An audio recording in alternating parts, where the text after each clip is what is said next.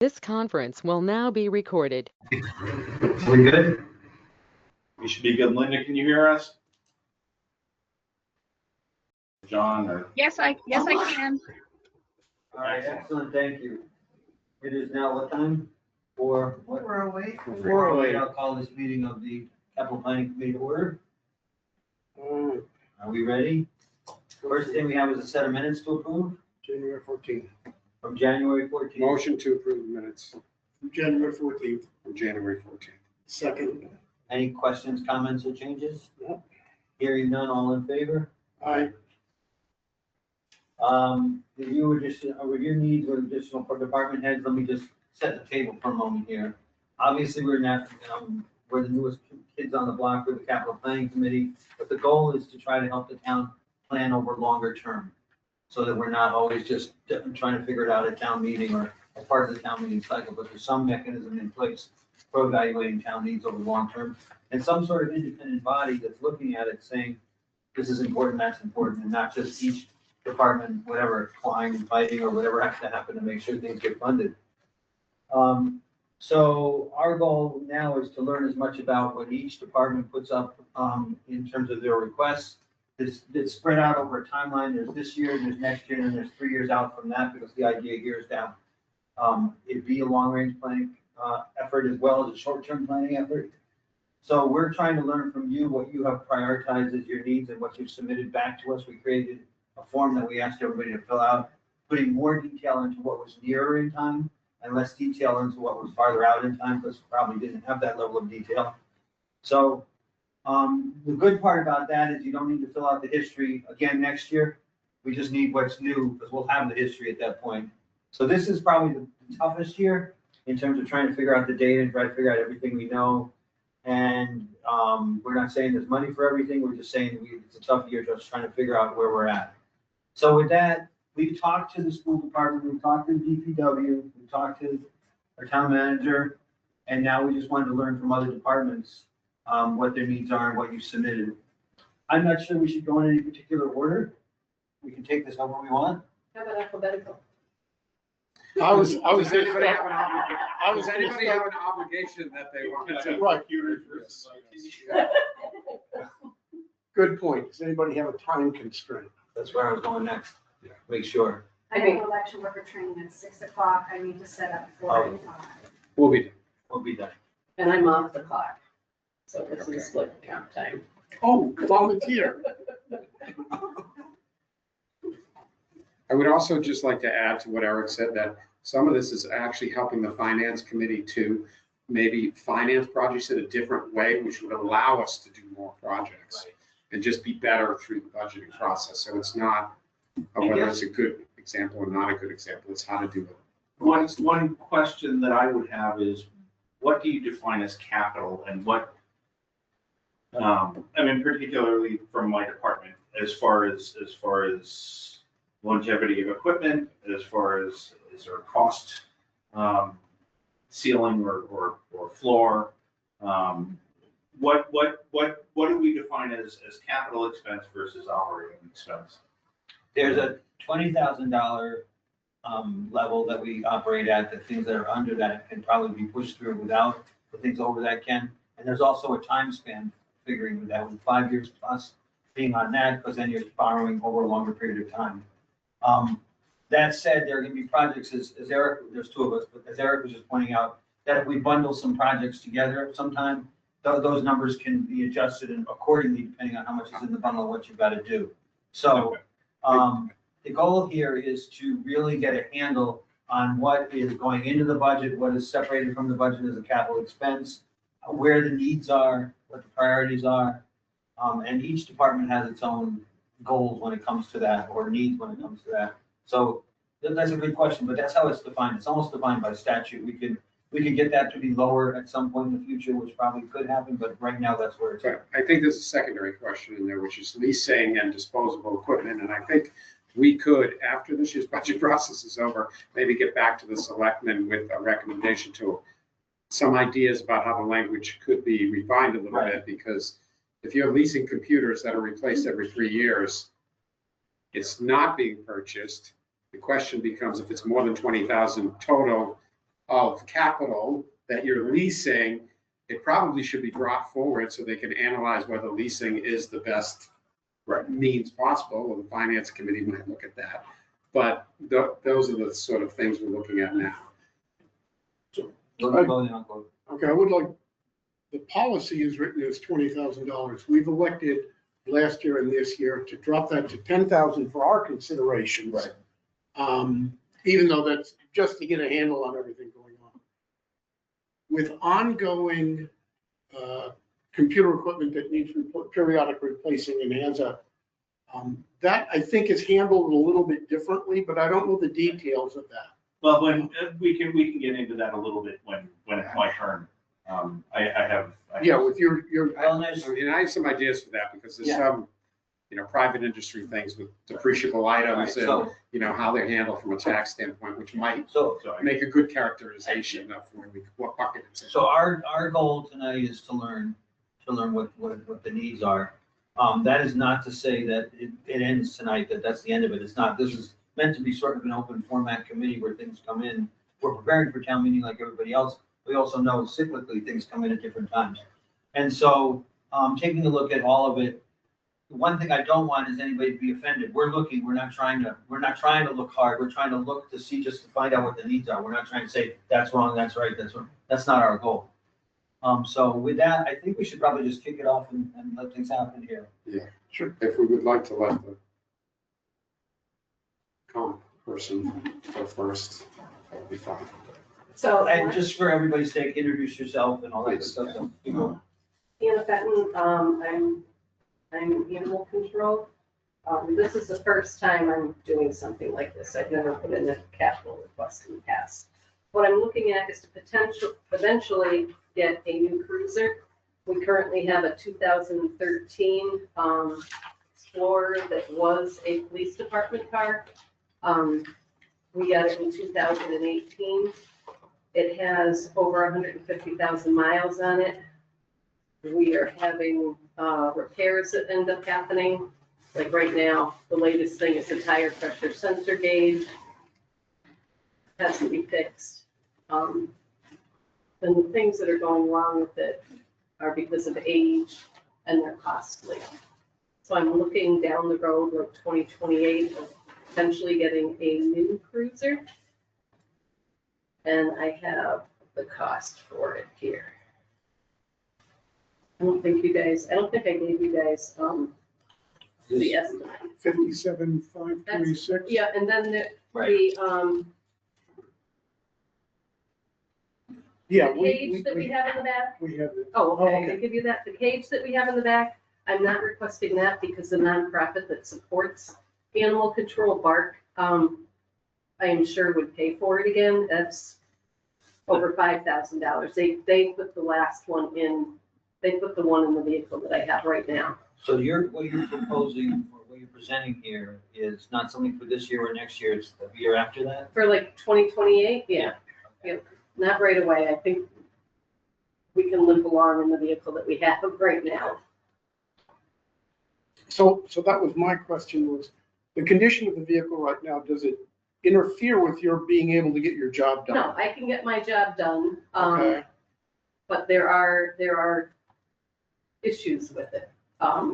It keeps having breakdowns and stuff. And a couple of years ago, we had to put a totally new exhaust system on it, because it was already old. Mm-hmm. And But as far as the body itself, there's, rust and It- all those, are those structural issues that you're there worried is, about? no, there's some rust, but it's fine. There's Okay. nothing that concerns me at this time about the condition of the vehicle. It's just mileage is getting up there. And there's interior, like engine issues and tire issues and stuff going on. Okay. So That's fair. Did you submit anything else besides that? No, that's the only That's thing the I've only ever one you did. submitted. I would like to make one suggestion, that Sure. not this year, but next year, add the cage to it, but on the line say funded. There's a line that says our grants or Oh, anything okay. expected to be received, because it's helpful to understand that, Total. I don't know what it is, every 10 years, you're gonna need 60 grand for a vehicle that's outfitted for your job task. And I think if we got a new vehicle, it would last us 15 years, whatever, because I mean, this was already 5 years old when we got it. And it was, Police mileage. yeah, with police mileage and everything on it. So something new would last a lot Hear the longer. definition of that at some date, but that's for another day. The actual, as far as scheduling dollars, fiscal year 28, 29, 30, 31, what slot would you like us to put it in? 28? Okay.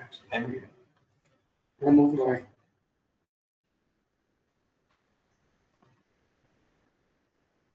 All right, thank you. It was easy. It was easy. So we want Okay. You don't need this. We- to, we can continue in I'll tell you what, let me have alphabetical that order, just in or case. I know I've seen it, but it's right You already now. mentioned she had something to be at what time? I'm guessing you're Kevin. 5 o'clock, so why don't you go next and we'll work from there. Yeah, I'm thinking you have a few, so. Well, I have it's kind of. Yeah, more complicated. I'll go around. Yeah. Yeah.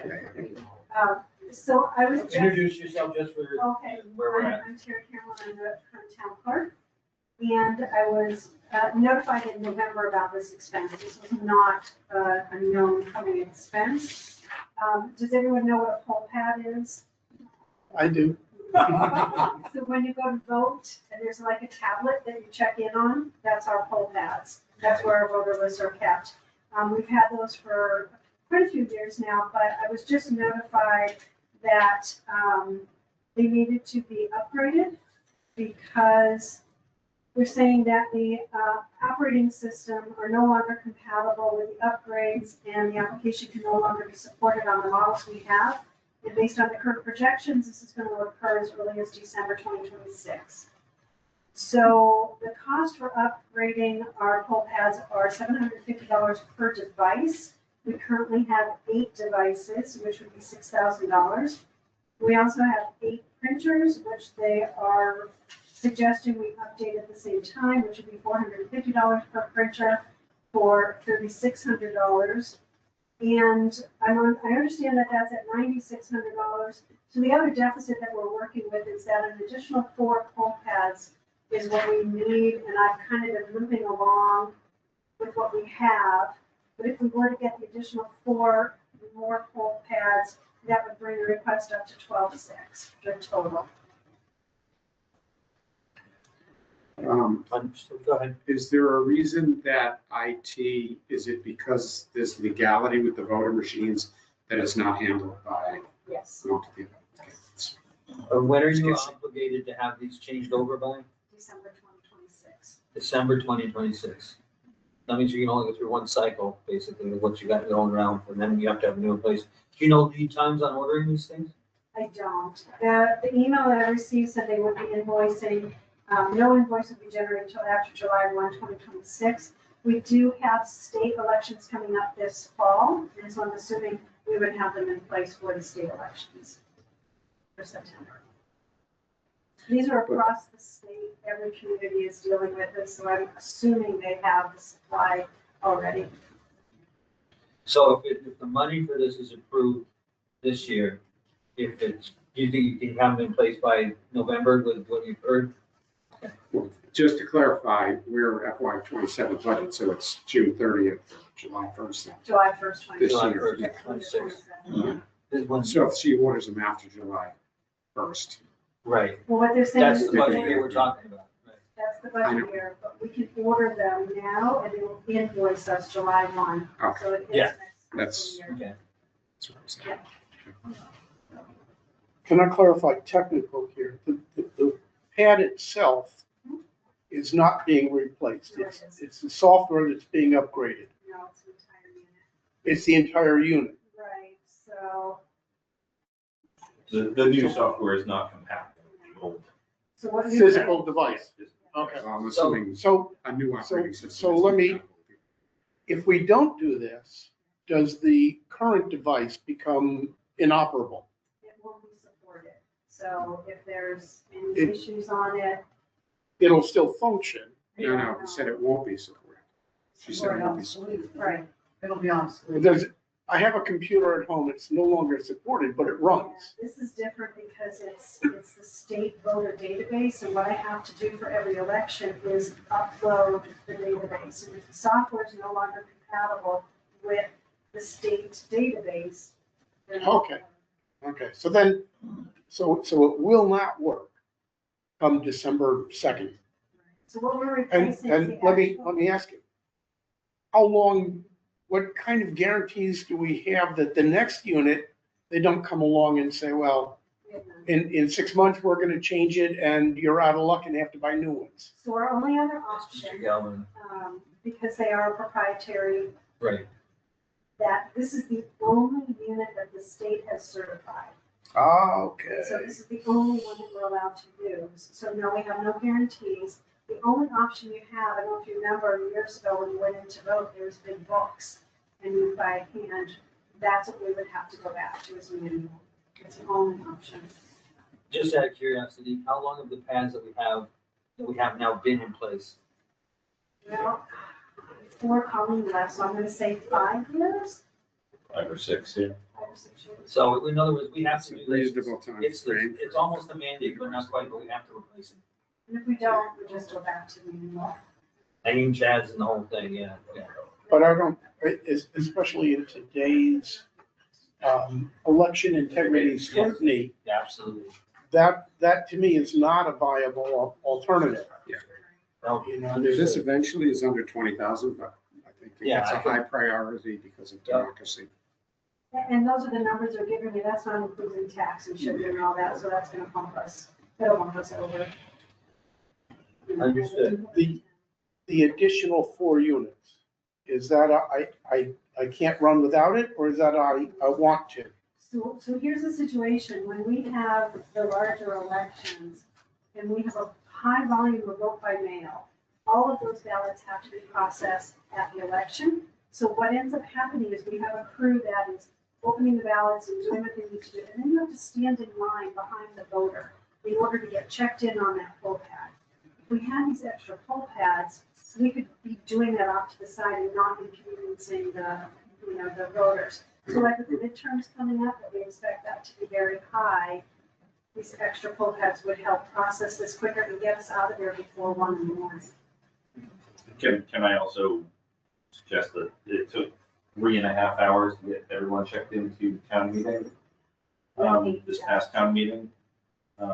So even if we cut that by a quarter, that's a significant, We've been buying 1 or 2 every other couple of years just to try to go along. We get it. Okay. Is that your? Okay, cool. And a pad printer combination is $1,200. Oh, yeah, that's, how many printers were there? Sorry, 8? There's 8 poll And pads you- and 8 printers. Okay, but if you go to 12 poll pads, you still have 8 printers. We would need 12 printers. We would need Oh, 12. 1 printer for each pad. Right, that's what I get to 1,200. 12,000. Understood. So it's $750 per full pad and $450 per printer. We don't formally vote on each one of the requests, we just accept them as they are. It's not our, so, do you have more for us, or is that That's the? it. That's it. That's 2 easy ones, we can knock 2 easy ones off the top. All right, You're setting a good precedent. all right, everybody else, you see the rules now, yeah, you got it?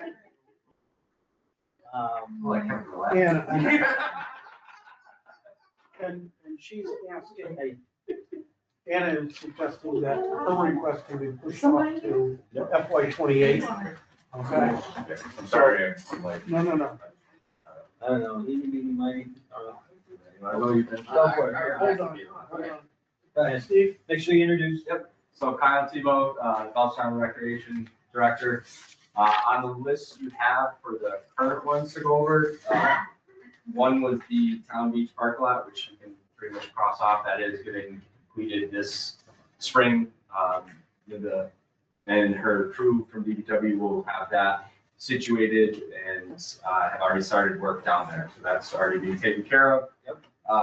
Can I interrupt though? That's an excellent example of capital projects that are being funded outside of the capital budget, Yep. but still from a transparency standpoint, Yep. is good for everyone to know about. Money that- And for us to identify it and say, here's a capital project that Yep, the citizens are paying for. Yeah. But it's not coming out of our capital budget itself. So Well, thank you for, It could be coming out of last year's capital budget if there's extra. I mean, well, this is actually being paid, this is from CPC funds, Oh, it's CPC. Yes. Sorry. okay? Yes, yeah. But it's an excellent example of where we need to head in terms of transparency Sure. of what's going on. Just as important, we have our list, we have built up a database. Sure. And now you're telling us we can take something out of the database. Right. We don't object to that either. You should have gone first. Yeah. So with that, like I said, that project will be complete. It kind of jumped on us. That's why it got put on the capital improvement initially, just because of all of the stormwater and everything that entailed. But the other one that we are working on is the Chestnut Hill Pool, the anti-entrapment grates. With this, years ago, because our pool is a gravity-fed pool, we needed to put these entrapment gates in due to the Virginia Graham-Baker law and everything there. They had a lifespan that you need to replace them. Well, the state has come out with new regulations that prior you used to be able to hire a diver, go down, change out the gate or grates on the bottom, leave all the water in, all that. Now they have since changed the protocol. So we are gonna have to drain the entire pool. They have to remove the 4 grates, replace them, they have to ground the grates to hopefully rebar that's right within that area is the hope. I'm not sure what it looks like underneath the grates or anything like that. And then once that happens, then we can refill the pool. So the first question we had is, you know, are we grandfathered in because we're a gravity fed pool and there's a little bit of a difference between the newer style pools that they're putting in, but we were told, no, it's across the board, no matter what the situation. So 2 things with this, talking with Steve and the school department and everything, we do have some funds that we could use towards this from our own operating budget and things from the pool access to get this done. Talking with our Board of Health, obviously, if we don't do this, the pool would be shut down just due to law and everything like that. So it's a higher priority to keep the pool up and running. The most costly thing is going to be the water, the refill. Talking to Steve and reaching out to Kevin Williams from the water department, we were asking, you know, could we use some of the town water to make the expense maybe a little bit less, depending on how much we need and kind of do the math to try to save some water and such. One thing he says we could do that, it would help us. The other, not issue, but the other concern that we have is last time that they emptied the pool completely, some of the tiles in the lobby of Chestnut are kind of buckled because of the amount of pressure of all the water that is in there. So Munson recently just did this with their pool. They emptied it all and then they refilled it like right out of the gate. They were able to use their town water and just ran a hydrant pretty much 3 days straight and refill it. For us, we would pretty much hire water trucks and truck in the water to refill it. Hold on, I'm confused on a couple of things, if you could just clarify. Sure. So the tiles popping off in the hallway. Yeah. Are you saying because the water was removed from the pool? And the soil The pressure? pressure from Or the walls, buoyancy of the they thought walls? it caused some movement. So you're just saying you lessen the potential for that happening by doing the job very swiftly, filling it quickly and Correct. fixing it really quickly. Correct. So the time to refill, we don't have a ton of time when we empty it to, hey, we can wait a week or 2 to refill it because you could run into issues. Another example, South Hadley in their middle school drained their entire pool during COVID, left it, used it as storage, and now the walls were imploding because there's no pressure against that. So now have their pool on a bigger capital improvement that is now probably 10 times the amount that. That is an old pool. Correct. Yeah. Correct. So there's not major concern that it's gonna cause this major damage. It's just last time it popped up and I was not around for that. I was involved with the swim team at that point. And yeah, it was tough because they had to empty it and then fill it and all the different pieces. And they never put those grates in place before the way they were doing it. So it was all, everybody's learning at the same time how to do it. So the biggest thing is you have to drain it at a certain rate. You can't just release it and go as you're well aware probably. And then once we get it drained and the work's done, the suggestion is to start refilling Right. kind of right away. So two things with this, talking with the school department, talking with a company that we've used in the past to truck in some water, is just figuring out the best time frame. Obviously, when school's not in session is going to be key, because that way the trucks can come all day and just keep refilling.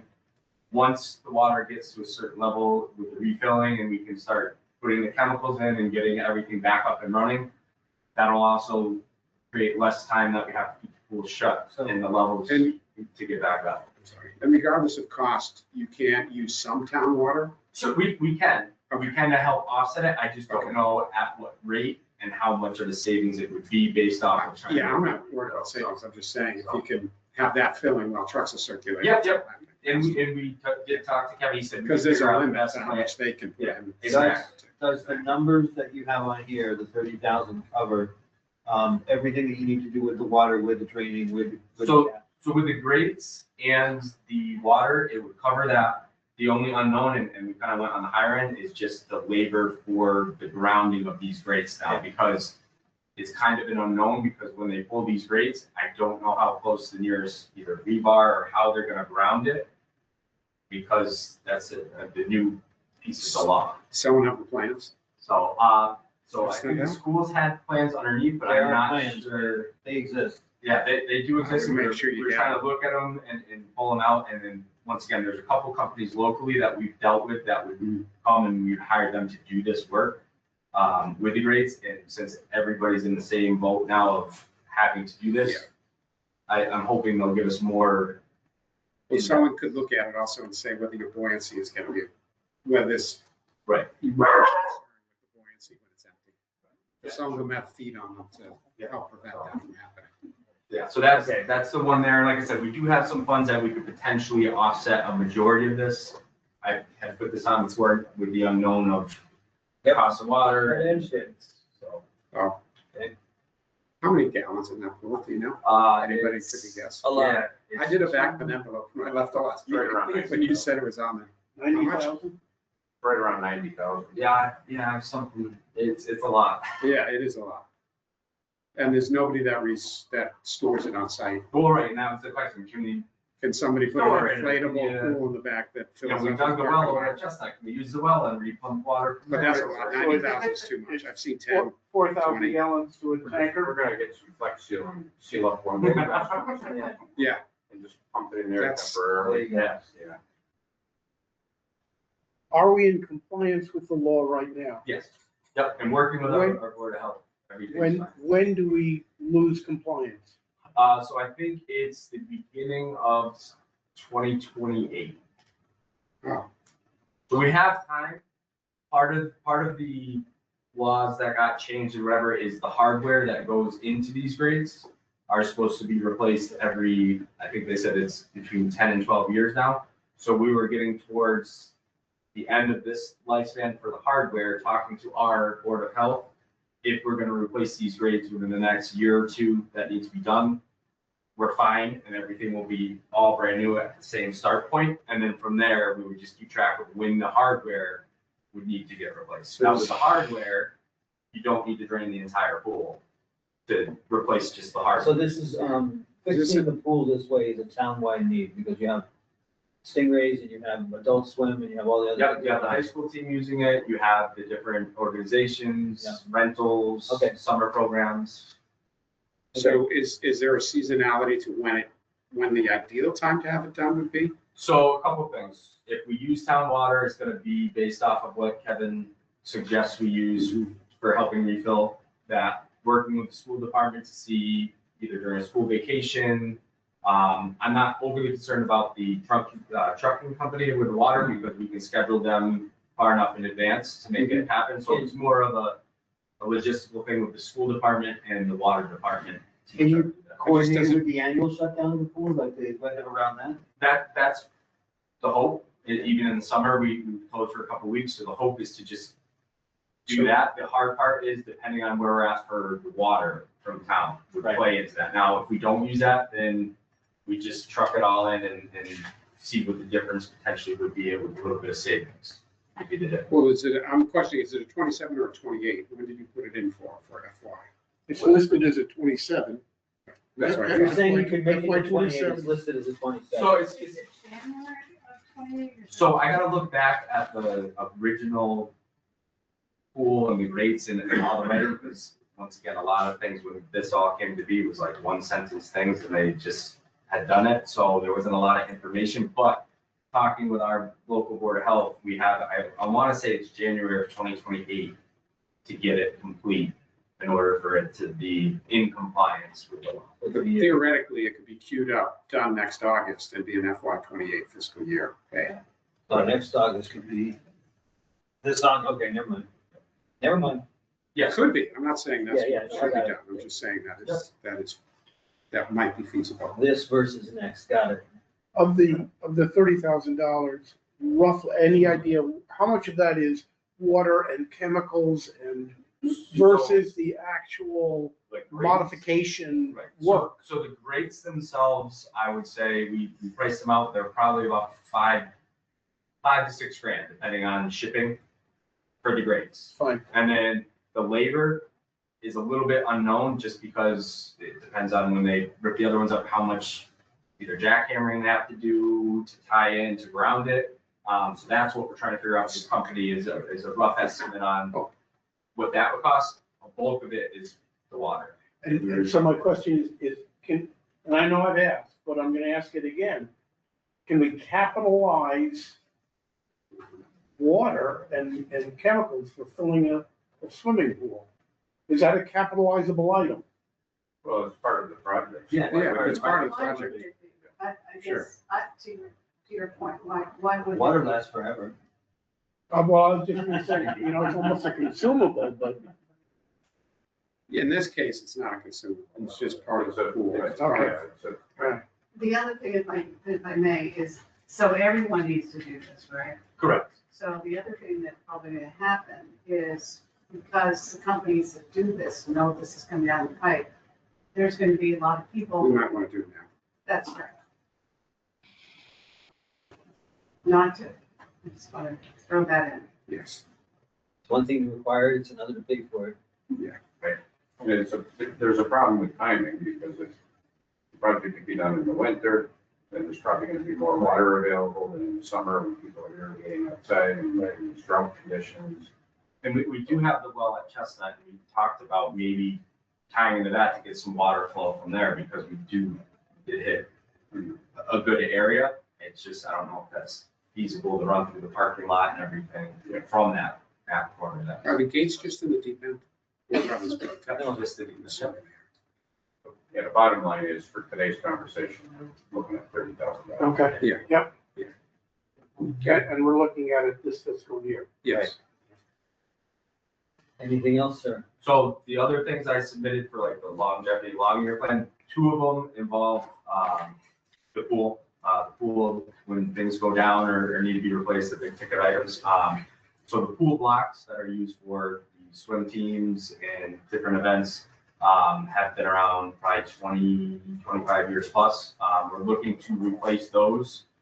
The good thing right now is we have Jeff Gould, who is our Stingrays coach, and he already has had a conversation with Country Bank, who's going to work with our department. They've already dovetailed $2,000 that we have in hand. Jeff has it for us to put in a gift account to help start saving for replacement of the pool blocks. The hope is to do some sponsorships, get some donations, and then look at replacing those, because those will eventually become more of a safety hazard. And you do need to be replaced. So I did put them on the capital improvement as well, because that's something that would benefit the pool, leave them in, all of that. With the blocks can go anywhere from about $2,000 per block to $6,000 to $8,000 per block, depending on the level. We're not looking at the high ends. We're kind of looking at the kind of middle of the road, if you will. That's going to be a good set of blocks that will fit into what we currently have as a system there, and be able to hopefully go another 20 years if it's. So the total price would be something like 30,000 or something? Somewhere around that. We're hoping, right now, we do have a commitment that, that the bank was going to commit at least $2,000 this year, and then even more, next year for them. I don't know that number, but we also have our Stingrays booster group and our department that has money in our revolving to help try to offset some of the costs to get it to where it may need to be. Those are the diving questions. So but that's listed out in the FY Yeah. '29 era.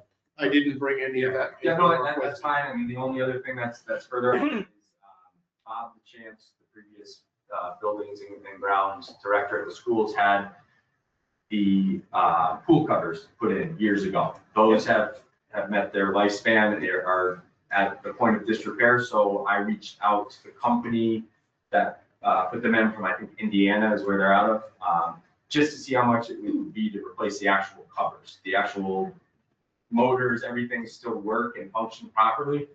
So I put that in there to see what the covers. We had an older quote, but I want to get a more up-to-date quote for it. That would be another thing that would help save on keeping the water warmer, using less, electricity and heating with the pumps. Because those definitely need to be replaced as well. So we're looking at what that number may come back in. We could use the same avenue with the Green Communities grant, I think is what Bob had gone for. I was going to look into that to see if it still met the requirements, to see if we could offset it with some grant opportunities as we move forward, and I get some more information back from this company to see. So in the 5-year plan, we've got it in there. We've got the number that you Yep. roughly estimated. Right. When it comes time for the actual FY '29 numbers that I would have we're a more detailing, up-to-date- that's the time to get us good quality. So good example of why we put Yes. things out. Right. We know it's coming, roughly, but the detail isn't specifically required Yep. today. So when it does come around, that's when we'll Yeah, ask. perfect. Excellent. So yeah, those are the big things at the pool. The other down futuristic ones is down at the town beach. We're obviously doing the parking lot. One of the conversations with Steve and some of the people there is to redo that bathhouse. The plumbing and everything should be great, but just kind of redesigning it to make it more functional. And then now that the parking lot will be open to the public to use kind of year round and on the top for parking and accessing the trailheads for hiking and even putting their canoe or kayak into the water from the parking lot, is the discussion of having one of the bathrooms accessible from the outside on either a timer or that can be locked during certain times, but accessible for people during the daytime when the town beach is closed for the season and the bottom gate to the beach and such is locked. So that one there, we have on there, once again, rough estimate. We've had a look at it. Some unknowns is obviously if any of the plumbing needs to be replaced. That's a bigger ticket. We don't know some of that, but that's down the road further on just to see what it would entail, with that. And that's in our 5-year plan. Correct. I would make the suggestion that you split that project and you take 10% of it and put it in the year before to have a designer Yep, yeah, no, right. We might even go ahead and help you with the better estimate, Yes. and then you can decide what you really want to look forward to, because We might even just pay for the design through our revolving through the beach, just to have it, and then that way it offsets. yeah, how the project gets funded, we still would like to hear about. the Right. project. Let's just put it that way. Cost. Sure. Always hawking those designers, huh? I think the information might be helpful. It might be. Anything else, sir? I think that's all the major stuff for me. Thank you. Hi. Jessica, you are number 2 here. Hi, Jessica Legloy, Senior Center Director. My fiscal year 27 project is looking to replace our 2011 14 passenger van. It has 150,000 miles on it. It's getting up there. The repairs, there's quite a few repairs that need to be done. It's not a van that we use every day. We use it monthly to do trips. The 2019 is what we use every day. If we do get a new van, the 19 would then replace, it'd be down to our monthly, and then the new one would be used daily.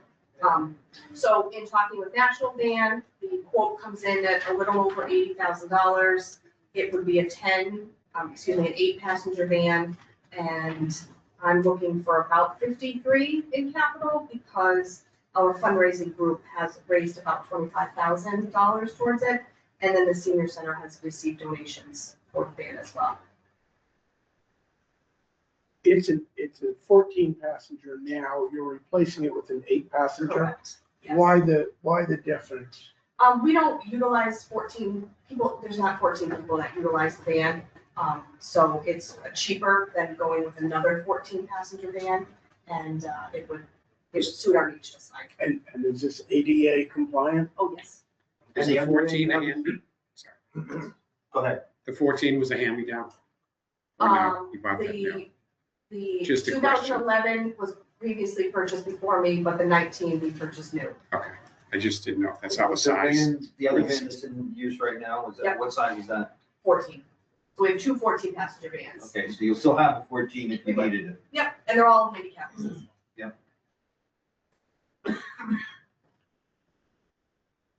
Reliability wise, what's wrong with the van that the 2011 van? The heat goes, the air conditioning goes, we're replacing parts here and there. I think we just replaced blinkers on it. It did pass inspection, we just got it inspected this week and it did pass. But it will continue to break down and we'll have to put more money into it for repairs. If you were spending $10,000 a year Mhm. to repair the air conditioning or to repair the heating or whatever, Mhm. for 8 years, that would be the cost of a new van. Mhm. So the repair versus replace question comes up. I don't think we're spending $10,000 a year now, but eventually we'll probably get there because we'll just continue to put more miles on it and things will break and. Mechanically, in terms of safety, steering, wheel wobble, reliability, breaking down with a bunch of senior citizens in a snowstorm, where is this van right now in terms of reliability? It's still reliable because we only use it, you know, Monthly, monthly. But eventually if it, it will start to break down. And then if the 2019 needs repairs, we use. you roll this one up. Yeah, so there's Yeah. no disruption in service. Very, I have a question. Do you, Jessica, do you anticipate that, that need for senior services will go up in the next 10 years? I do. Yeah, the population is growing, so, I mean, yeah, Hey, yeah, that's not fair, don't, yeah. sorry. I just think in Everyone's in in talking about all this, Yeah, you have an 8-person now. Yeah. I don't know if it's gonna be the same in 10 years. No, she's got two 14s now. yeah. The new one would be an 8. New one would be The 8. new one would be an 8. but my question is, if it's only monthly, that's really the big question. Do you think there'll be more frequency? Because if it's only monthly, are there any Rental. rental vans that you could pay $500 to $1,000 once a month for, which would be cheaper than capitalizing $80,000 over? I don't know. So 10 I years. don't even know if that was an option. How many miles are on the 19? And maybe About it's, 50. maybe it's $2,500. I don't know. I'm just saying, is there? Is Well, that a- that's an excellent point for a van that is only used monthly and on a scheduled basis, in advance when you're going to need it Yes. and how long you're gonna need it and how many miles you're gonna put on it. Mhm. That might be an alternative, would be to say, I'll just I rent don't know. I'm just saying, it's probably worth an looking at. ADA compliant van of, today I need an 8 passenger, next month I need a 12 passenger. Is this, It gives you flexibility. this is a 27? Is this a 27 ask? It is. So I guess I would be concerned about availability of a rental. If the 19 breaks down, how long does it take to get a replacement? This is sitting in the yard.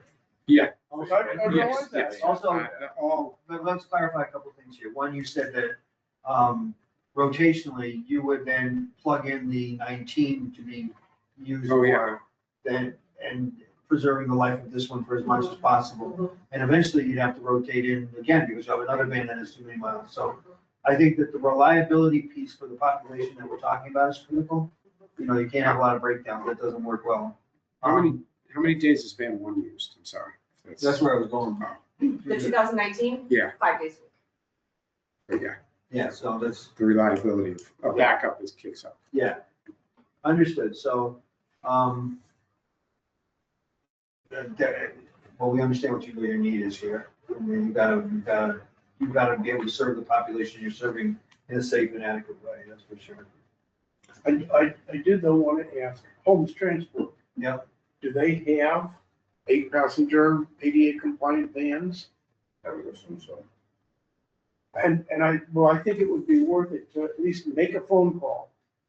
Because certainly theirs would be readily available, reliable, et cetera, and come with a driver even if you needed it, or maybe you We have, probably have to get it.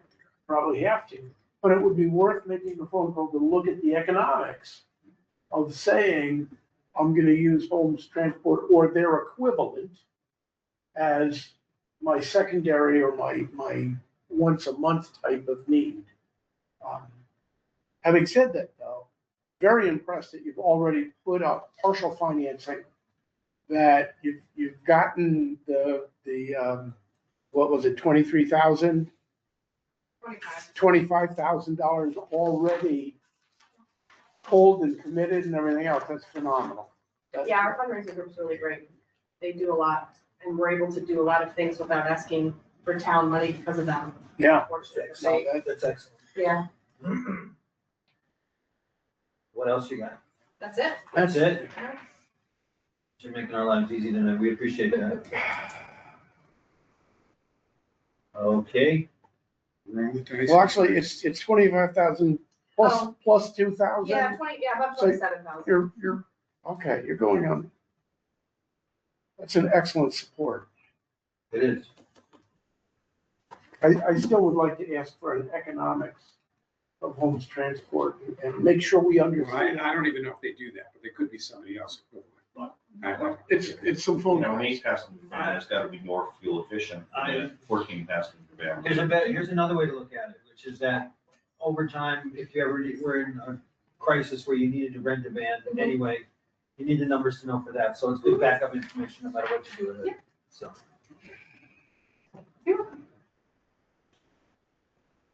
While we wait on that, we'll go here. Okay. Thanks. Hey, this is John Ritter here. I'm concerned, what is the price difference between an 8-pack van and a 14-pack van? This is a growing population in town. It's over 50% the population. It's coming from John Ritter. John Ritter. So you John, would like can to you know hold the on a difference second? in price, John? Yeah. John, Can you you want hear to me? know what a 14-person van costs? Yeah, versus an 8-pack. This is a growing All right, population we in can town. ask for and them I'm to just find that worried. out.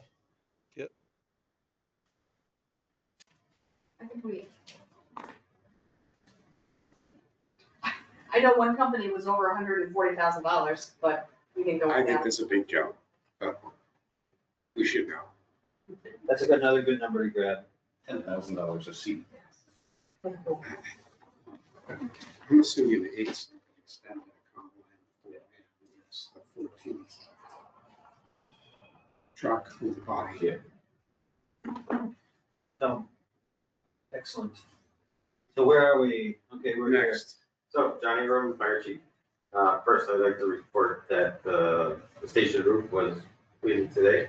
It's not on my capital list, but it was a $100,000 cost that was donated to the town, so that was completed today for the most part. Cool project. Yeah, very good about that. So, How do we get that publicized? so it was on, it's been on 22 and 40. It's been in the Gazette. It was all over the place. Yep. So I'm looking for in 27 to swap out my chief's vehicle. Right now it's a 2019 Chevy 3500 pickup truck, heavy duty. Since I've become the fire chief, we've kind of changed the operation of how things work. Before I got here, we had brush trucks and trucks have been coming in for their uses. And now it's kind of changed where we still need some of the vehicles, but we're downsizing our vehicles that we have. We just have too many pickup trucks and things. We don't have as many personnel coming in off duty to use them. And for my position, in the command structure, incident command, running it out of the back of the truck. right now it's difficult to do it out of the pickup truck. All my equipment, everything is stored in the back and it's very cold. Doesn't have a chance to warm up. Having the type of SUV vehicle, puts that all in the back, radios in the back, everything is right there at command. It's more efficiently with that. The 3500 is a heavy duty pickup truck, so it costs a lot more to keep it maintained as, than just a gasoline SUV. I'd be looking to do a gasoline SUV vehicle. And right now, the brakes have gone through lots of brakes with this pickup truck. So the maintenance should go down with it. The miles per gallon should go up some. It's not going to be, the way SUVs are, and pickup trucks will probably be a little better, but it's not going to be huge in those savings. But the maintenance cost of it itself is for the engine. Right now we have DEF, so we're paying DEF for that truck and another pickup truck that we have. So by going to a gasoline, we can cut down on the cost of having to buy DEF all the time and the emissions that's required with that stuff as well. My plan is the price is with the command stuff in the back of it and the organizational system with vehicles around $93,000. Could be anywhere from 70 to 93. Again, looking at all the options that would be most cost effective, whether it's an Explorer or a Tahoe, or what's the time frame that this goes through to get the right vehicle for that. My plan would be to either trade in the vehicle I have now plus the other pickup truck and our whole police cruiser that we use for inspections, and either put that money towards that. Whether it's better to sell them outright or trade them in, I don't know that. Somebody's going to take all three vehicles on trade, probably won't get as much as we would sell them outright. But it's got 66,000 miles on it right now. It's in good shape, so I think the resale value of it, we get a lot more out of it if we did sell it outright. But that'd be one way to cut down on what the cost would be. And you're listing this as a 27? Yeah. I would just ask that you reach out to the vendor on the new vehicle, just ask them that question about the other three vehicles. Yes. There's also there's a site that a lot of municipalities use called Garage, and they actually deal with a lot of the fire vehicles and things, so Yeah. I would definitely reach out. They're the ones on the state contract? I think they are part of the Yeah. state contract as well, yes. Just as a reminder, you came after Jessica and she asked for 80 and she's has 25. The bar is. But he's the got bar a is new roof. good. But he's got a new roof. Oh. Originally, you had talked about rolling this back down as a brush truck.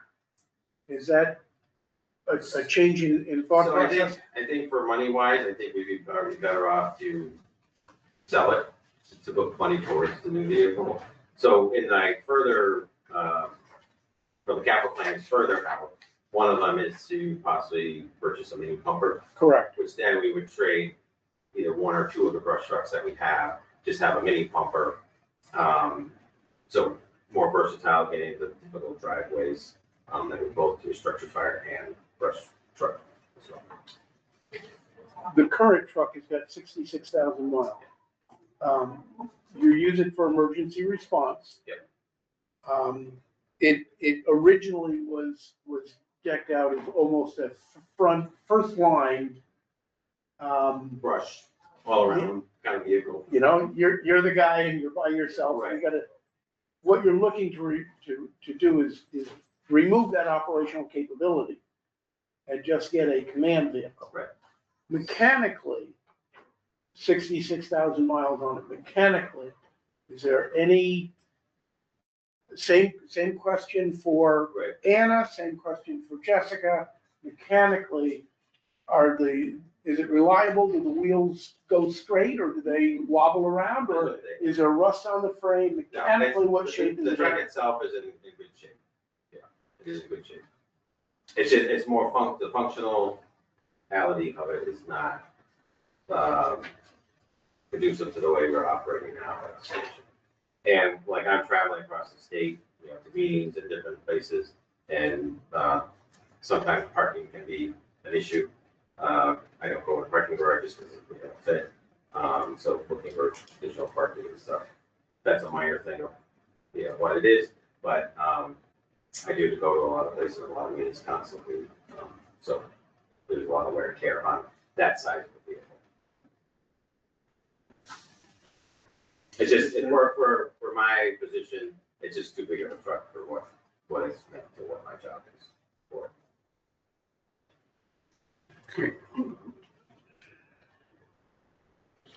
Does it have value, not as a trade-in, but does it have value as being sold as a first response vehicle? And I know there's a lot of companies that handle used firefighting equipment. Yeah. Whether it's engines or whatever. Is there a value for it other than as a trade-in? I was thinking along those lines, but slightly differently. I would say if you have a pickup truck that's in good shape, that you maintain well for the sake of using it in the town, that maybe trading something else in so that we have another good vehicle available isn't a bad way to go. Sure. So you want to put a plow on it and give it to Linda? No, We are looking for a vehicle, so. I'm not being facetious. If it's got 66,000 miles and it's in good and it's Yeah. I'm just saying it has value to the It's a town in some 350, way. yeah. Absolutely. Right, so it was a 350, so it's a good size truck. All right, Okay. is there more? No, just, you have the Well- other ones out that. You would, the firefighter gear and the SCBA compressor? Yeah, so the firefighting, so I'm also using a company to look for additional funding sources. They do 5 projects a year for us. So I'm hoping that with the firefighting gear, and so firefighting gear, Massachusetts passed a state law that you cannot use any gear or any fire equipment that has PFAS in it. So January 1 of next year, we're not supposed to be using any type of gear with PFAS in it. You can use it, but if it was to rip or get torn, you can't repair it. You have to get rid of it because it always going to use it anymore. But if the vendor come in, gave us a price for that. So we are going to have to eventually, do that. So the sooner the cost right now is not too bad, but it's going to go up as time goes on. So that's a one-time expenditure. So the gear, so gear is, NFPA standard is 10 years for any type of firefighting, gloves, hood, boots. And that's. Not meant to 184, like a one-time expenditure. Oh, for, yes, that's so everybody would get the full 2 sets of gear. Yeah, okay. What was it? good to go. 184. The compressor is a 21-year-old compressor. We just had a technician out to repair it the other day. The brand that we have, they don't make anymore, and they are able to get some parts for it for a little while. I think that was 63,000 for that. It's down, part of it's in the basement, part of it's up top. We moved it out of the basement, we just have it out in the apparatus bay with the new one. Away from the oil furnace and things, so it's not being up any cables from the out. Again, that's on this other company. I did add all those in, like the fire hose, the gear, and the air compressor, the CJ compressor for this other funding source.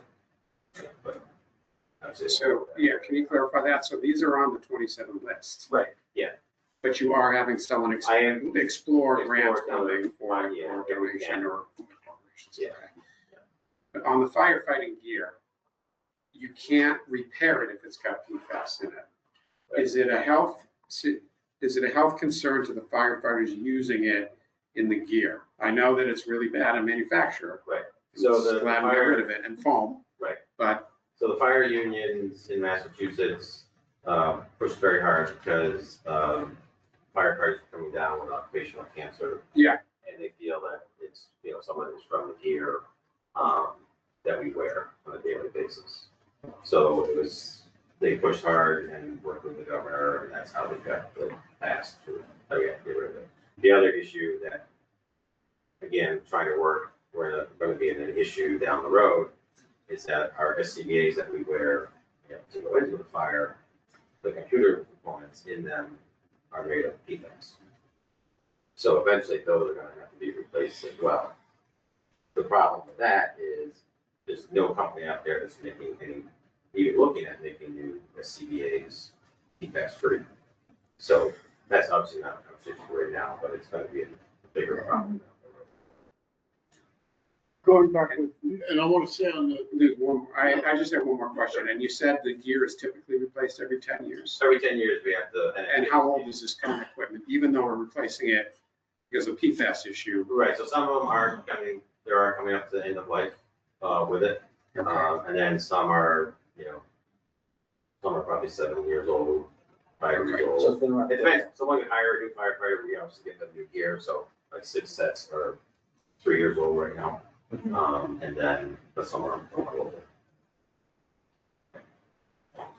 the PFAS prohibition, is that unique to Massachusetts or is that a national, No, it's a national concern. from a legal, from a legislative standpoint? And the compliance of this, what's the date at which point the current gear cannot be worn? So you can wear it and it'd be if it was to get, again, damaged or, somebody goes out and it's covered in blood or, after January 1st of 27, we're not going to be able to, we'll be able to repair it.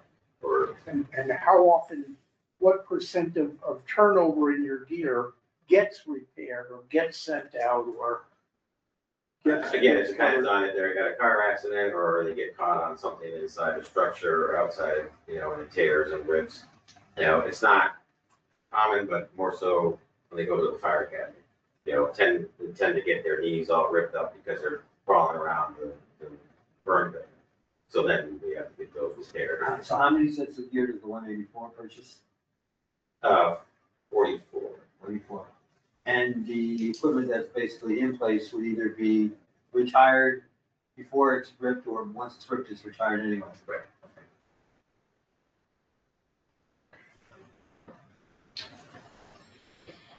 Boom, boom.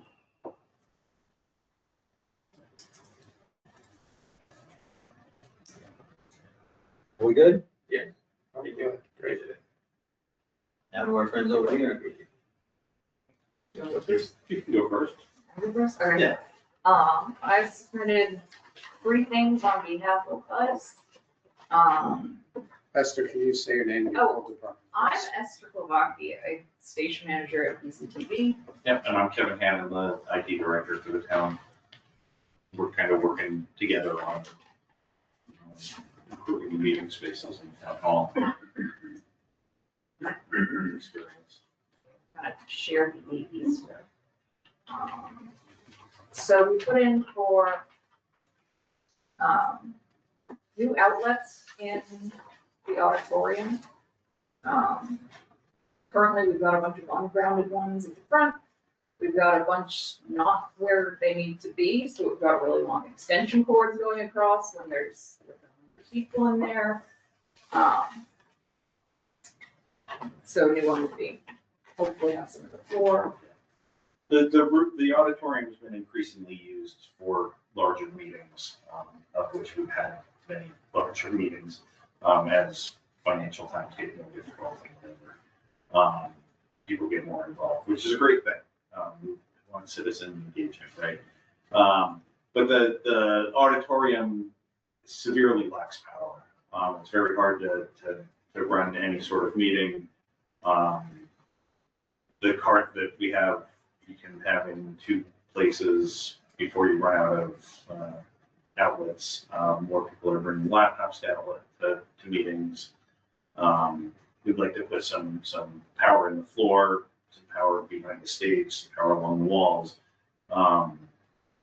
It just makes running meetings in there very difficult.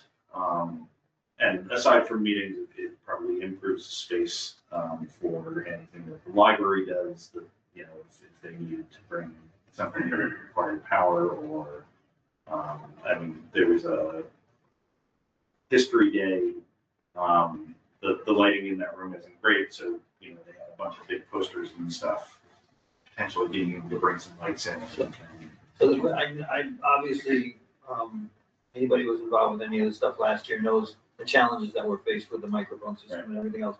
So what you're talking about is an improvement overall in that area so that it can be used in a better way when those types of meetings occur. Between all three asks, yes. Okay, so my question is, with the auditorium space that's available in town besides that, is this a place where we should invest to make that happen? Or is it better to upgrade what we've got in the other places to make sure that works right? And not worry about this, because this becomes awkward to have a bunch of people in, whereas the other auditoriums are easier to put people in. Well, you're talking about school included? Yeah. Okay. I don't think that we gave much thought to improvement in the school auditoriums, because it's really not our domain. Also importantly, like, there's a lot of people who come in, like, there was just a hearing with, National Grid in here, Right. the library, a bunch of people do Yep. need to come in here. I agree, I'm trying to support, make sure you get the maximum And support. coordinating those meetings with the schools Yep. would be more difficult.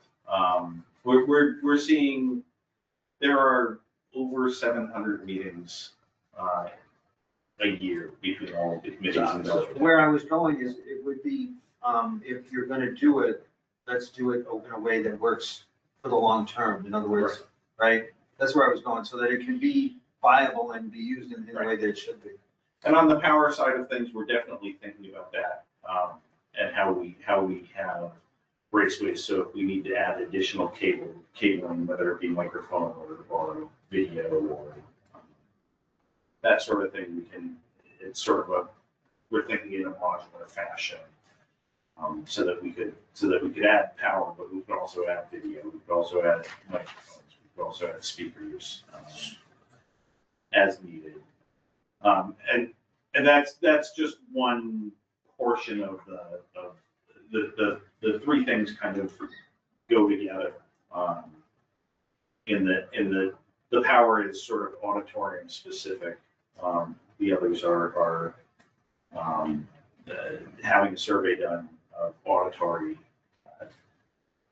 This is where it falls off for me. Acoustics. Acoustics. So right now, we're focused on the $11,000 request for electrical outlets in the auditorium. Yes.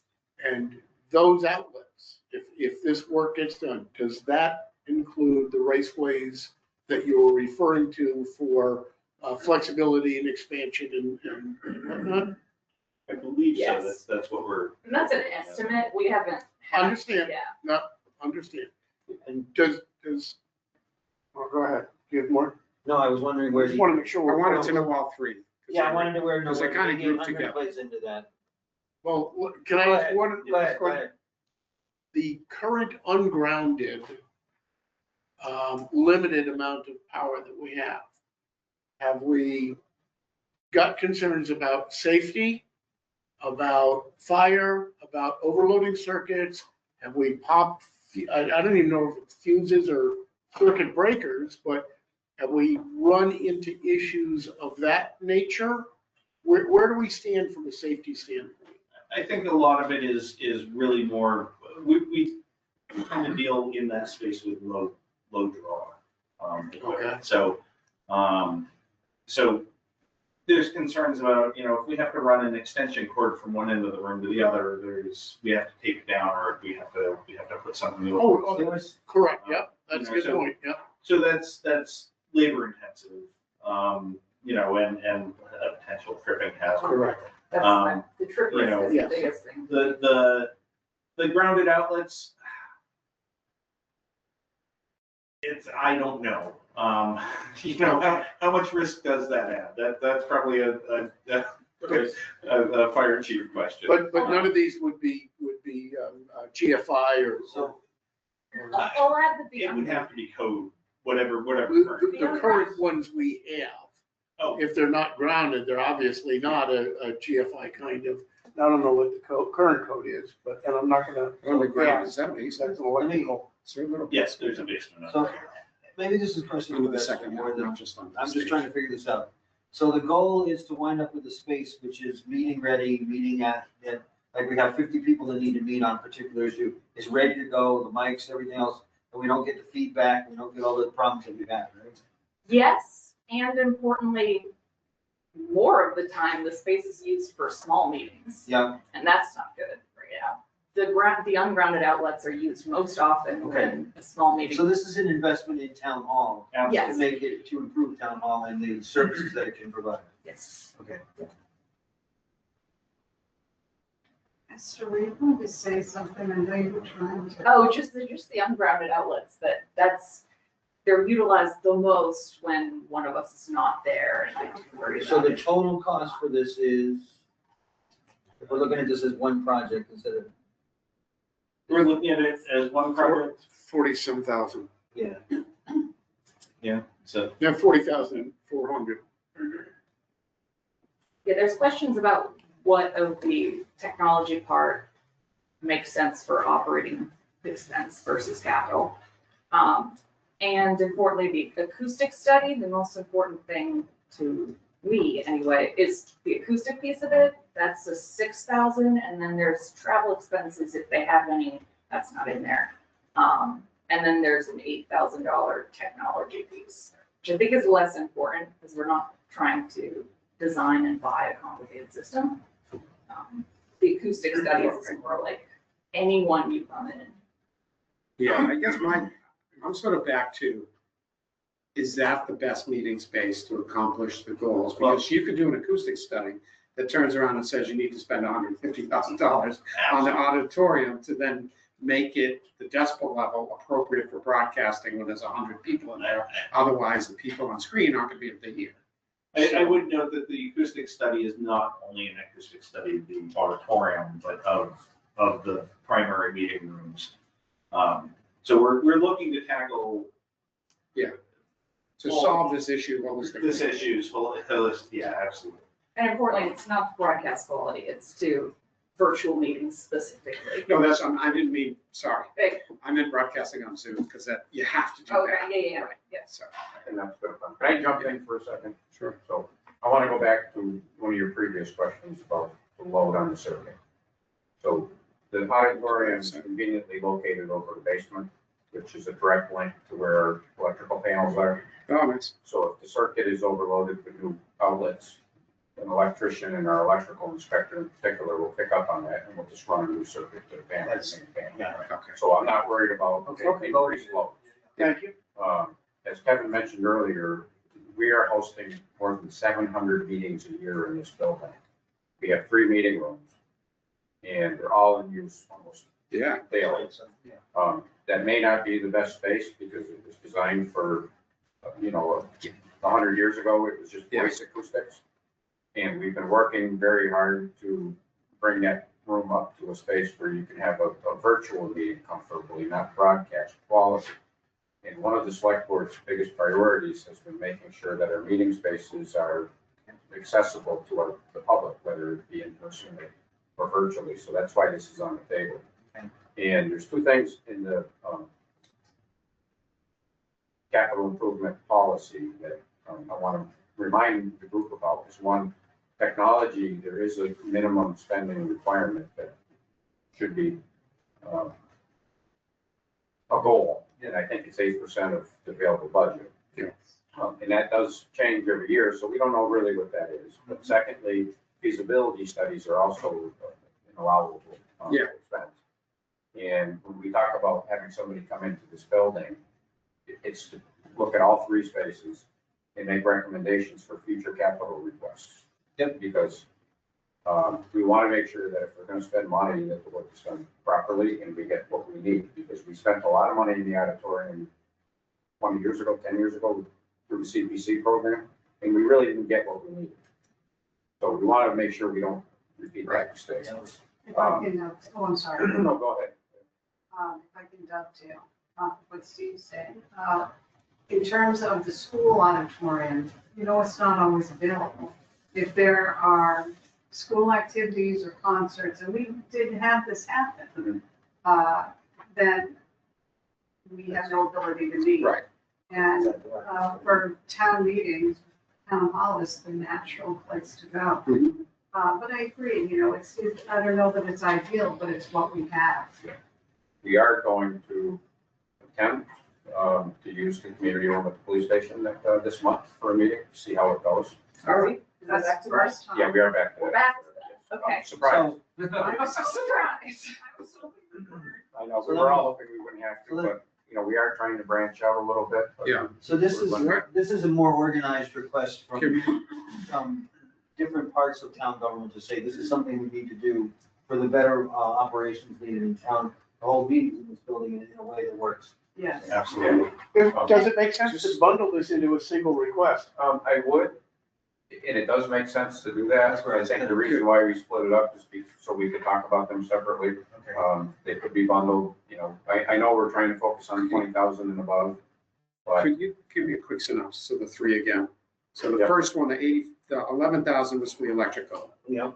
The 8,800, that's the feasibility study. okay. 88 is the technology, I think. This is Uh, acoustics and AV. Acoustics and AV study, right? And then, so we have 21,400 for Yeah. IT network maintenance, which Kevin hasn't discussed yet. Yeah. And then we had 8,800 for. Yeah. You do have it shown as equipment upgrade, but it says acoustics and AV study, so is it? There's a submission that has 3 separate, and then there's I one wonder where if it's we- combined. That one we- spreadsheet confuses me. Here, let me, So, yeah, we've got acoustics and audio feasibility. so maybe it's mislabeled. So, Yeah. so this is the 8,800, this is 03. This is the 8,800 one that I've been, right. But what's that one say that they've got down there? This is all one request either way. Okay. On this sheet, there's whether the study is. Let me show you what they have. Okay. Here's the electrical, that's the AV study, So this is how and they. then this is the switches. I don't know why to ban it. So as, one package, this would This is be, completely separate. This $21,400 Right. is a, that's on That's a my. separate item. Yeah, Let's, understood. we're talking about that. That's this one, switches. Yes. 20% of your switches. And I will get to that. That's. That's completely unrelated okay. to this? Yes. Okay, then what's the third one? So we were talking about, That's where I was confused. I only heard about 2. Yeah, I just thought wanted there to- were 3. it's 8,800 and 1,100, 11,000. Are we missing something else? Steve, I put in 4 attachments. I did main room equipment, which is what seems to not be on that list. All right, and then how much was that? 88. So there are two 8,800s? 88 is the equipment. Yeah. The acoustic study estimated cost is 6,000 to 10,000. All right, so there's just a mislabeling here on our sheet. So there should be a separate item for the Right. acoustics and AV There's one study, more and I line would we just need put to in add. 10 All right, as the high. so that makes it 26,000 or something like that. total. Yeah. And is the meeting room equipment upgrade completely unrelated to the AV study, the acoustics? No. It's related because it's about the meeting room, so it's like what we buy based on that stuff. So does the acoustic study go first to then know what you need to purchase? Yeah, so then there are separate lines. Okay. Yeah. So even if we group it together and bundle it as one item, it should just be noted that It the should be, yeah, acoustic study should go first. yes. and I think that it's probably important to note that some of this stuff will, depending on what comes from the study, we may look at We may come back. pieces that come out of next year's budget, out of the operating budget, out of the equipment So- budget, depending on So- what recommendations. The other thing to keep in mind is that for us, the dollar value is not the critical issue. Our focus is on the priority value. Right. So whether it's 30 or 40 or 50 doesn't concern us as much as, is it more important than the fire truck? Well, and That's. right, on a holistic perspective, I can't tell you, I can tell you that the select board has really wanted us to increase the quality Usability. experience, the usability of the experience. And we've worked in that direction. And this is a continuation of working in that direction so that we can be inclusive of the community. And going back to your original question on, is it the best space for these meetings? There's a huge difference between hosting these large meetings where there's like 100 people in there, there's a board of like 60 mics, and what it's used for most days, which is just if the other rooms are available. And another space could be better for us. And ideally, if Of we the go in. spaces that are available to, I don't know if and you've owned by ever considered Belchertown. like sectioning it off or anything So- like that. So I completely understand, and that's why I started there, because I want to make sure that what we invest in that space and in this building serves the town's needs so we can get there. Yeah. Yeah. You're always gonna need, to be clear, if there's like 100 people and 16 mics, you're always gonna need a professional person. Well, I mean, I sat at the desk and basically shouted next to Steve last year Yeah. at meetings, so that everybody could hear me, so I get it, I really do. Well, I want to also just say that, you know, the select board didn't come up with this Yeah. willy-nilly. This was direct feedback from our community. That's right. Saying we can't understand you. Right. Oh, yeah, most of us were at a couple of those meetings last year. Yeah, I would also like to add that, if we could go in and redo the entire technology inside the school auditorium, inside the high school auditorium, to bring it up to speed and make it perfect, we would love to. But that's not really our, Really. So Yeah. let's call this town hall, something improvements, next week. Town hall meeting spaces. Yeah. Improvements. One of the issues when we talk about the schools and the size of those meeting rooms, if we have those meetings, sometimes it is cheaper to bring in a professional service. Yeah, that's what I was. Visual. Because we have a lot of different factors, one of them is technology goes out of date so quickly that if we invested $100,000 into that space, it could be no good tomorrow. But- And we don't always have 2,000 people at a town meeting. We can get away with smaller space, 300. I go to a bunch of different communities, as you know, this is such a classic setup, like you hang up a wire hanging from somewhere to connect something so that you can do the remote thing. But do It's the working, sound- but it's not ideal. Some months ago, the computer was on the desk and you could only use half the table. That's right, So, so, we've made a lot of improvements. that's right, so this is another step. This is great. Have you looked at the sound services yet, though, like an outside vendor? I want to say that the Are they other people readily that are in the available? room, you do not have to sit here. This type of, I mean, I know there's a lot in the music industry. Well, it depends on the time of Yeah, I'm year. just, respecting people's time. When we were trying to book the town meeting. Yeah. We were also competing with graduations. Yeah, And that was horrible. What I can tell you, I was here at the DPU hearing that Esther mentioned earlier. Yeah. I'm sure probably, comment on this too, but they had 6 audiovisual people working on the equipment. And they had more, it looked like we were at a rock concert. The amount of equipment that they had. National Grid probably spoke. And it was it was studio quality, AV that, we had, it was being broadcast live. And I looked at that and I should have taken a picture because, when there's criticisms coming in, how, our system is, and we have one person sitting in the back and they have one hand pulling on their hair and the other hand trying to fix something. I think to myself, we do pretty well with the limited resources we have. And we're trying to get to the point where we can have a good quality meeting, but not be to the point where, we're broadcasting on NBC. So we're gaming. And, the nice thing about this is there is a little bit of backing for you, where you don't have to necessarily compete against AV versus a fire truck. Because if you lean back on the policy, 8% is. Yeah. Right. So that helps a little bit. And, we didn't dream that up. That's guidance from the DLS. They're going to say. No, I mean, it's the way society is going. So- We have to invest in. Out of respect for Behaving. everybody's time, Okay, thank you. is there more? No, Kevin has one. So I know Kevin has his own thing, but I just Just want to one make sure from Esther. that's all I have. You're good? Okay, so we just gotta make sure between now and the end date here, we get the details right in what we've got here. And does Linda have something? Look, Linda, we've talked to, so. Okay, Linda, you talked to already. Could I get with you tomorrow and make sure that my paperwork is good? That's what I'm saying, let's make Yeah, sure we have the right info. So Kevin, the floor is yours for. Excellent. Switches. So I guess this is a conversation that I've had with Steve a little bit. We have a number of sort of buckets of things, switches, servers, computers,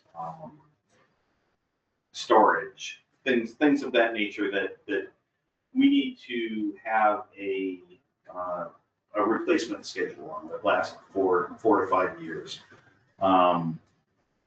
And so I'm always hesitant to think of them as capital from the perspective of they depreciate very quickly. They have limited lifespan. And in my experience with government in the last 25 years, it's often harder to get capital than it is to get operating from a recurring perspective. So largely, we handle a lot of this stuff out of operating expenses. We have a replacement cycle for computers. We have a replacement cycle for network switches. And so when this conversation of capital planning came up, one of the things that I did was put in for the switching, and I actually have a record somewhere of an additional one that was put in for server, but it fell below the $20,000 threshold. We have 4 compute servers that are about $10,000 a piece, and we replace roughly 1 a year. We tend to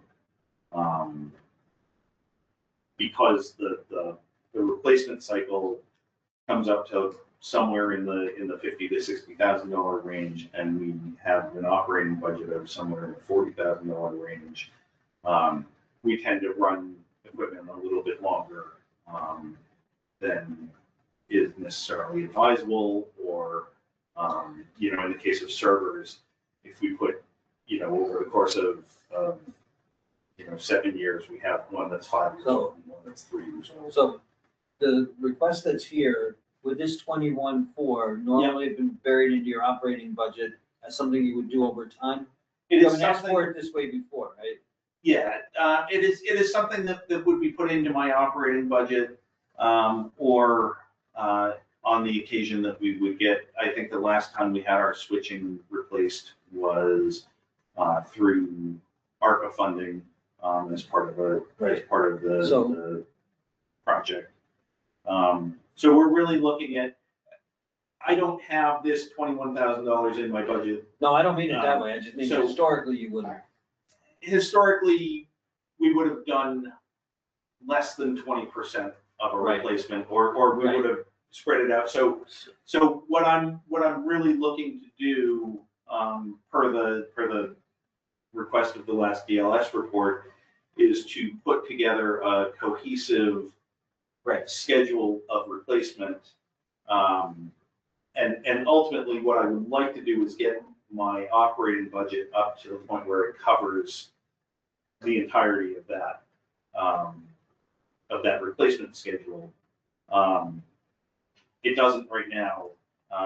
Times are pretty tough. I'm trying to increase it a little bit, but Well, I'm saying to follow through what Steve said earlier, in terms of the 8%, it makes sense for new servers, new switches, and other things to be put and requested through the capital planning process. So I'm just making sure I think what you're doing is planting a flag here, saying this is where we're starting from this year, and next year we'll look at something else, but this has got to be part of the regular capital planning of the town of Belchertown. Right. So and I guess to go further than that, it's very important to me that it's capital funding in my experience has been something that can come and go very easily. When I was working for the schools, it was a very, very difficult thing to get capital for IT. And So you're saying if it's not bolted to the floor and it wasn't capital, you're saying capital is typically spent on bricks and mortar and not on Right. stuff. Well, and we would get funding for 1 year and then not the next year. And it's very difficult to build a long-term replacement schedule if we don't have some assurance that it's not only gonna happen this year, it's gonna happen next year and the following year. Right, so- And- So when you were talking about the servers too, maybe in next year's request, it would include the cost of the server as well. Correct. Right. So this is my third year in your second year. Yeah. Being in charge of, these types of things. And I know there's been a lot of talk recently, especially with you, saying we shouldn't be building capital into our operating budgets. Oh, no, And, this is very new for Kevin because in the past, if he needed something. Right. What would happen is when free cash was certified, we'd go to town meeting and there'd be a couple of items thrown on there, a truck for DPW and a server and, but there was never any consistency. Right. So these items are, borderline because they're 5-year life cycles. Right. But I kind of, unless it's. I agree with you on the consistency part. Yeah. I'm not saying, neither one's right or wrong. It would just be nice if there was consistency. Right. So we know. And I will say there is hearsay that there are certain departments that blow up their operating budget and say they're going to cut capital so that they have a slush fund in their operating budget. Or, when they're vying for funds, they're putting stuff in there. So if there was some consistency, you're not going to avoid all of that, but if there was some consistency in the information, it would be helpful, whether it's in operating or in capital. And I think we're getting there. Yeah, it's going to be a This is a process, without a doubt. It's a process, and I think, we're gonna be flushing those things out, because we know we have to close a significant budget gap again this year. Yeah. I have not seen the schools budgets, but I can tell you the town budgets, we're gonna be looking for. I know that if you look at this AI boom and the memory shortages and the CPU shortages and everything, IT is not going to get cheaper by any stretch of the imagination. And I'm already seeing, servers that are increasing 25% in cost because of memory. Does it serve, well, this is a switch. that we're This is looking switching, at. yes. Okay, and I don't even know what a switch is. A switch is what carries the net to all 10 or 12 town buildings. Okay. Dude, I was talking about IT, is when he explains it to me, I still don't understand. And does a switch, And this is only for town, I'm sorry. Yeah. This is only for the town. It's Town not for and school, I'm schools. sorry, separating. The town and schools share the fiber infrastructure, which Don't come up in once in a while. you'll see again in a couple of years that we'll be looking for some additional money in that direction. But the things that attach to the outside of the fiber is networking switches. So, does a switch go bad like an incandescent light bulb? Or does it go bad like a 14-passenger van? Depends. Or does new technology require new When a switch? switch goes out, it will take out our phone system. No, is it an all or nothing, does it, like a light bulb, it goes boop and it's done.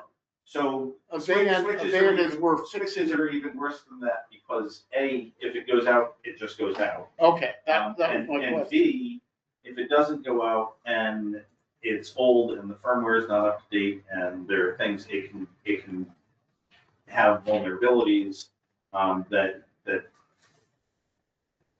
bad actors, for lack of a better term, could Could infiltrate. infiltrate our system. Oh, you use the word exploit. I love that word. Exploit, yeah, so I mean, it's a piece of both network safety from a virtual perspective as well as So, security. out of respect for time, once again, I'm just seeing if there's more that you were asking for than the switches for us to look at tonight. No, I would say the switches are a good start for where we're going. I think the next time around, you will see other things as we flesh out this process and definitions of Okay. You know what I would like to ask you to do? Sure. Is take some time and assume that you would have capital support. Mhm. And if you had that capital support, say, here is the 5-year game plan, or the 6-year, or the 10-year, or the ongoing approach that I would take if I could rely on you guys. Yep. From a capital standpoint, this is the replacement schedule of what I would be looking for. Could you do that for me? Yeah, that's a fair question, because Esther and Kevin are very unique to this process, where, when you're dealing with Eric LeBeau and Linda, they do capital all the time. I mean, so that was that's a rough breakdown of sort of major buckets of things. Guessing How many of future needs. them? How many we replace every year?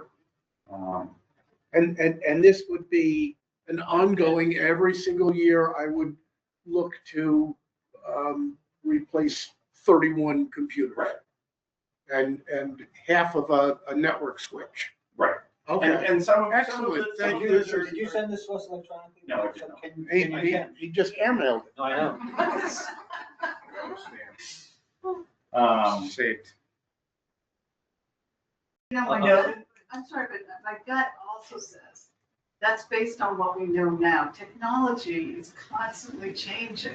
Absolutely. However, a large part of this, our network, we know it's just going to require larger pipes. No, I agree. I'm just saying that and- it's like, right. you can say. this is 60,000 where we are. No, I can say this is where we are right now, and this is what we do right now.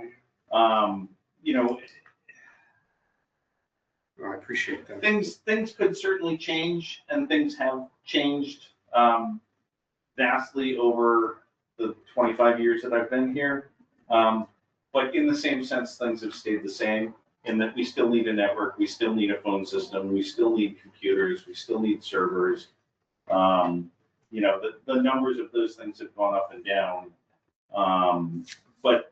And the cost of those things has changed. But, this is the physical part of my job. And I can't imagine that changing drastically in the immediate future. The virtual part, absolutely. The software that we're running, the costs that we're seeing, the programs, that stuff changes very rapidly. The physical piece of it does not change as much. All right. Go ahead. So, in the interest of time. Yep. If you're done with the department heads. Yep. For this week. Are they set to go? Yeah, So I just want to say that I think they all did a very good job. Yeah. I don't think they did a Thank you. great job. We really appreciate Especially it. since Yeah. it's the first year with them, and I'm very proud. We'll get grades back to you afterwards. Sure. I want to wait for Steve to ask for Camaro. Yeah. I just wanna Like you say- saw that, huh? Steve Camaro, I do wanna my say example, that- yeah. I do want to say that I am very proud of my team. I think they did a great job. The other thing is, if you could jump ahead on your agenda and talk about data storage, because the IT director is here and probably like to hear a little Oh, I more. understand that question. Here's a question Sure. Thank you. for everybody Thank you. present. For us, do we want to keep talking about this agenda or use part of this agenda for the next meeting and give you more time to talk about it than feeling like at 10 minutes to 6 after sitting here for 2 hours? I want to give you the time you need. Well, so I planned on being here as long as I needed to be here. Okay. We have a So, meeting in Yeah. 15 minutes. We have a meeting in 15. Do we want to do other things first or no? If you guys are, Yeah. I'm here Kevin for a wants to while. just- Kevin can leave after he's done here. Okay. What you want for data storage, So right? do you want to bring up the issue or? Go for it. Oh. Mike's issue. yes, I apologize. This is something that Steve had mentioned to me, and I did not get an opportunity to figure out. But what is it that they're looking for? Why don't we? Yeah. Well, I just think more and more committees are going to be asking for this. The question is there a way for committees, and particularly this one, because it's data heavy, and Mike is just, he needs an outstanding award also He does. He did a lot for of. doing all this work and putting all this data in here for the town. Could we have, I'm gonna use a Google Drive just for the terminology. Whether it's a portal with a file on your server, whether it's something, would there be a way we could have a storage access point that members of the committee could grab a document, work on a document, put the document back, or work on it in its place? Whatever the short terminology is. answer is yes. We can absolutely do that. We have we utilize OneDrive. Okay. Or we've begun to utilize OneDrive. Yeah. We have Microsoft licensing. We can absolutely make that happen. The longer answer is that we have to be very careful of not violating open meeting law. Right. And I don't know, I know that if you have a document and you were each commenting on the document outside of an open meeting, that would violate open meeting. Can you shut off comments? What's that? Can you shut off? Well, we can. I'm not sure if I completely agree with that. So- I think if we're all commenting on one particular item, but if he's putting in DPWs and then the next afternoon, I'm putting in the fire department and we're not making any decisions, we're doing data entry. I think data entry versus Setting up. comments are two different. Well, and that's. Comments, data entry is data entry. But I can comment to the chairman on my own as long as the three of us, as long as a quorum isn't commenting. My comments on your comment and then your comments So, on yeah, your so- comment, and now it's a dialogue. Right. So that's where you have to be careful. And I also know the state has been grappling with this issue as well, Yes. in terms of, so I think that any conversation we have should also include like the AG's office or somebody who's I'm making wondering if decisions. in every community must Well, be thinking yeah, about And this. I mean, so, technology is going more and more, so. so we could shut editing No, there's off gotta be a way to do it. in the sense that you could each we could put the documents in a central repository that you could each pull the document and then bring the document to your modified version to the next meeting. Or something along those lines. We have the capacity to do it. It's a question of making sure that, and honestly, making sure that you don't violate open meeting law. None of my business. No, but I think the But- town needs to understand Yeah. that a little bit before, because it's not just gonna be us, everybody in the Right. future is gonna be wanting to Well, and so, work so that's the way everybody else Right. works all the time. That's Oh, the yeah. only other piece of this is that, from and I've worked with several committees on this. When we start pushing licenses, Microsoft licenses to committees, we have 40 committees, each with 5 to 9 members. And so if we say an account is, $13 per month per user, times 40 times 7. Yeah, no, I get it. I don't know if Those things. I don't know if there's floating line licenses where only one of us could access it at a time, or one person in a committee can access it at a time. You know, But I truly believe if we're not deliberating, I still are going to legally argue just- that we're violating open meeting law if we're putting information together. Like if I comment and say, we forgot about the fire department. And then he says, oh no, it's back on the 2000, this other So- spreadsheet that we lost because it was on somebody's. There's an contract. office called EOS, Executive Office of Technical, blah, blah, blah, I don't remember the rest of it. Yeah. They're the ones who probably need to be spoken to. Yeah, we need to get some guidance on We need, that. that's what I'm saying, I just there needs can't to be believe guidance. We're the only people thinking about it. That's Yep. what I. Well, I can tell you that I have had a conversation with many of my peers and specifically regarding committees, emails, and how to Yes. deal with it. And we have not found a good solution. Yep. There is, in doing some research, there is a solution called Ventia, I believe, that is sort of designed in this fashion for boards and committees. But when I looked at the pricing, it was gonna be somewhere in the $20,000 to $30,000 per year for the size of Belchertown. So- I feel. No, it's not just the frustration, but there are other government entities. Yeah. That have the same issue. Oh, yeah. And they're using electronics to distribute and to How work do on they pass a different state budget information. without doing this? They do.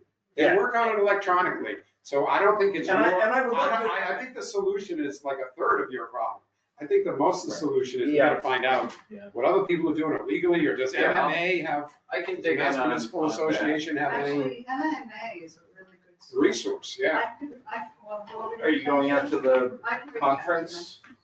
There's a conference soon. Yeah, you know what, this is This the week. first year I've not gone, Okay. now I'm like. Oh, really? gone. Yeah. But Usually I used to go. you know, sometimes it's simple things, you know. I struggled on the meeting quality and how to find a webcam and a whatever. And, you know, finally, someone said something about these owls. And I went home and I told my wife about, you know, this owl thing that we got that does this 360-degree panoramic and splits things up. She's like, yeah, I had one of those in my classroom for 4 years. Yeah. And I'm like, well, It's okay. good marriage, but- but they don't talk. No. That's the secret. That's why they're still But together. sometimes it's an awareness of a solution, that, you know, my job covers such a broad array that sometimes just being made aware of Yeah. what's out there helps us to do that. That being said, we can absolutely provide a document repository. We can figure out what we need to do to get that, either collaborative in a read-write scenario or. Even if it was only a file server where we drop, we have the software, you don't have to have a Microsoft license. We just could drop it in and pick it back up again. That would be a solution if there's a way to check. Yeah. Open meeting. And it may just be don't comment. Yeah. So it may be a policy solution, or it Yes, may be a technology solution. Yeah. Or it may be a legal, you know, nightmare that the state needs to work out through open meeting. They should All add, of those things at the same time. I would say thank you for coming to us with this rather than just starting up Google Drive that we don't know about. Because that creates its own. Eric Bernard has his own server, should we be careful about that? I will tell you, I can say briefly, when I started. the select Not for board this committee. and we were working on goals, this was all public. Anybody who had anything to say, we just brought the computer in and everybody watched. I mean, it lasted, oh my God, 4.5 hours. Was awful. But, you know, it was because we share the same issue. So I'm happy to call the MMA because it would help us too. Yeah. And work on this. If you guys find out anything, could we get from legal, open meeting law and get his opinion in writing? Might as well get that so we know. Or they may have dealt with other communities, right? I mean, Right. they So- represent half the communities in Massachusetts, so. Yeah. Is that okay? Yeah, we'll look into it. Just one of the, I guess the moral of the story is we wanted to know what you were looking for and tell you that, you know, it's not as simple as just flipping a switch, so we'll get there. no, we understood it wasn't simple because we were trying to work. What about, would it make any sense for us to consider having the grants writer at a meeting with this group at some point during our process so that they could review some of the projects and think about whether or not they're in her purview of knowledge and what she could assist some of these committees with? It was just No, that's not very good. Yeah. Keep going, you're on a roll. Well, I mean, Our next meeting is February 18th. Do we need another meeting before then? I think we do. maybe make that So grant calendars. writer, come in and have them come in once a month. or Sort of once when it's every rough, 2 months. yeah. Yeah. What's the next one, February what? February 18th. I can't do the 4th, which is the mid, The which is the 11th? 2 weeks. That would make sense, though. It would, but I'm not here and I don't have computer. You Access. doing it the 3rd or the 5th or no? Or you're gone the whole week? I'm gone that week. Okay. You wanna just do the 11th and 18th? and Let's we'll make it do, work? let's do 11 and 18. I'm not gonna be here for the 18th, but you don't need to be here. I'm going to see Sir Calafonte. At the 11th, what do you want to accomplish? Do you want to do a first blush or do we need Yeah, we need to, DBW like, and push school this back? off, yeah. Um, What do you, I'm thinking first flush. That's what I was And going then like ask for schools and DPW to come back on Yep. that. Once we understand where we're not sure, this. Right. then we'll try to get more clarity on specific. Yep, exactly. Sounds great. We're doing. I would like to say again, this guy here has done Yeah, yeoman's Mike, work you've on done- these spreadsheets. We appreciate it very much. They look nice. They look nice, And that's a working good- hard on them, probably keeping himself out of trouble too, I would imagine, so. Don't say it. No. Okay. Are we good otherwise?